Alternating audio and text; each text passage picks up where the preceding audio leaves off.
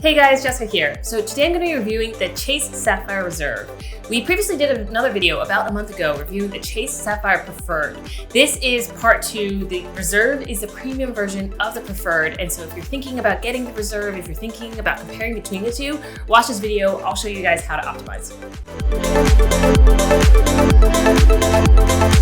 Before jumping into it, really quick mention that we're Uprise. We're a fintech company that puts together personalized Wall Street level financial plans completely free. And this is a lot of what we do, which is to take a look at the universe of financial products out there, credit cards, savings accounts, IRA accounts, etc., and help you figure out, based on your specific situation, how to optimize. So to get your free plan, definitely check us out. I've linked to us in the description below. And also, please give this video a thumbs up, hit that subscribe button. It really, really helps small channels like ours. So jumping back into it, the Chase Sapphire Reserve is actually a card that I have. I've had it for 5 to 6 years. And I remember back then when I initially got it, like this card going crazy, right? Like all of a sudden things that seemed out of reach, like the metal card, airport lounges, stuff like that. All of a sudden now, even though it had a pretty high annual fee, with some math and maybe some internal rationalization, you could justify paying for it.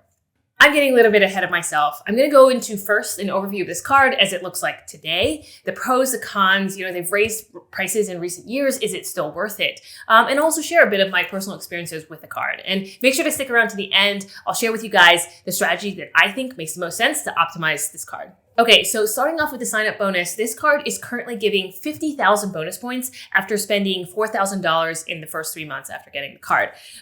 This is honestly a bit on the lower end. So 50,000 points for Chase is worth $750 or so. And that's like lower than some of the other cards in the same tier. So for example, the Amex Platinum and the Capital One Venture X are both offering sign-up bonuses that are worth well over $1,000. That said, the sign-up bonus is only part of the story, right? It's only one time. And so actually what's more important is taking a look at the longer-term benefits of the card. This should be a card, right, that you're going to hold on for a decent amount of time. So we'll cover that next. In terms of ongoing rewards, the biggest and maybe most tangible one is a cash one. What I mean by this is they give $300 worth of statement credits for travel every year. And the way this works is like your first $300 every year that you spend towards Ubers, Lyfts, hotels, flights, like the entire category, the first $300, they'll just wipe off of your statement. They'll credit you back for every single dollar that you spent, up to $300. And then after that, they have a few outsized rewards specifically related to getting you to use their travel booking portal more. So like Chase has its own travel booking portal. I think it's pretty similar to Expedia and those guys. Like when I've used it in the past, they've had kind of the same inventory for flights, hotels, etc. So to get you to use that travel portal more, they're offering 5 points per dollar for flights booked through that portal. And they're offering 10 points per dollar for hotels and car rentals booked through the portal. Damn it. I just booked a car rental like a couple of weeks ago and I forgot to use their portal. Like this is probably one of the biggest annoyances with this category of rewards and why I don't put as much stock in it, because the first hurdle is like, remember to use the stupid portal in the first place. Oh, separately, I should also mention through their travel portal, they give you 10 points per dollar for dining booked on there. Yeah, I'm not totally sure about that one. Like who books dining that far in advance? But anyway, it's there. I should probably check it out at some point. Anyway, after that, they give you 3 points per dollar for other travel. So this is travel that's not included in that $300 credit and for travel that you didn't book on their portal.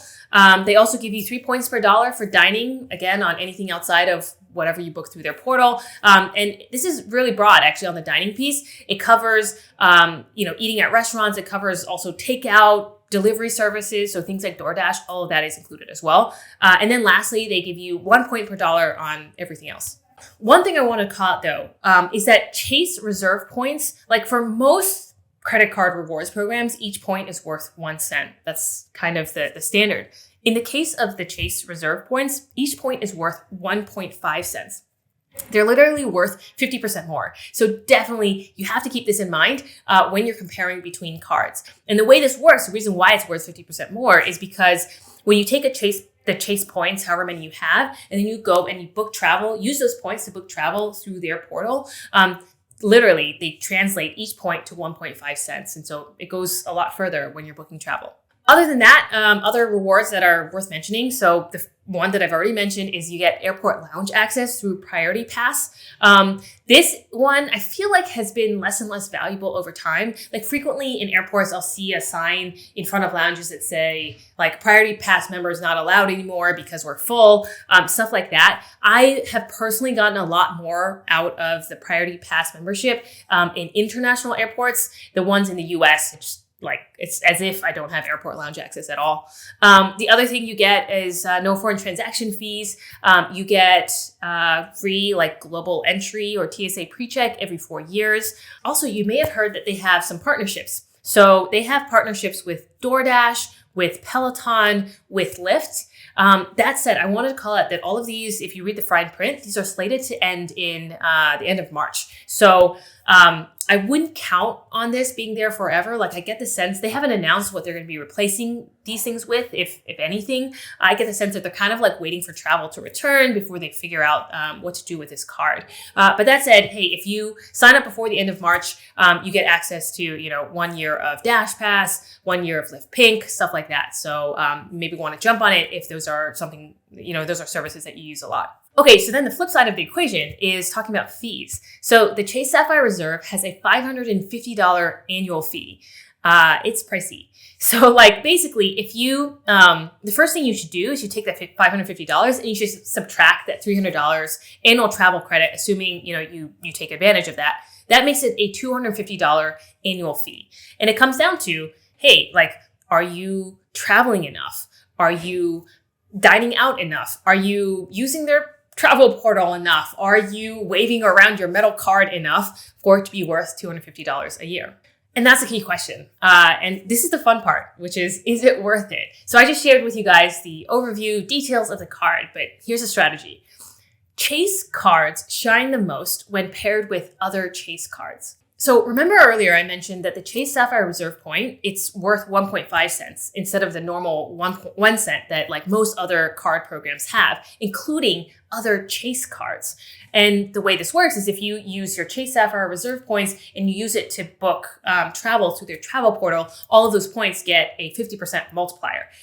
So the interesting thing here is, as I mentioned, the other Chase cards. So for example, the Chase Freedom Flex, the Chase Freedom Unlimited, these cards don't normally get a 50% multiplier, but Chase allows you to transfer points between its various cards. So you could literally have these other cards transfer all of the points that you accrue on those cards to the Chase Sapphire Reserve. Then all of those cards get a 50% multiplier as well. It pretty much levels up all of the points across all of your cards. And so then the biggest hack here is this. I'm just going to come right out and say it. I don't think that the Chase Sapphire Reserve, if you don't currently have it, I don't think it's worth it right now.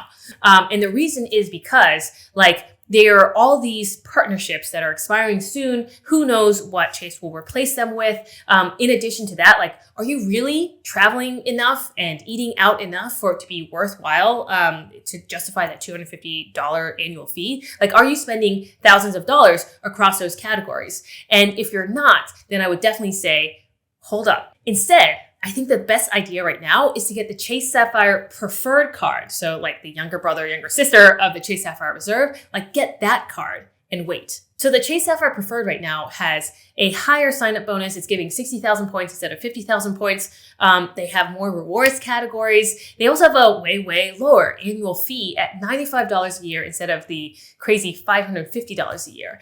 And the strategy works like this, which is you wait for travel to go fully back to normal. You wait for a dining out to go fully back to normal. And in the meantime, you keep an eye on your spend. When you notice that you're spending thousands of dollars in those categories again, it's super easy to give Chase a call and be like, hey, I'm ready to upgrade my Chase Sapphire Preferred to the Reserve. And then all of the points that you collected while you had the Preferred, they automatically get that multiplier bump as well at that time.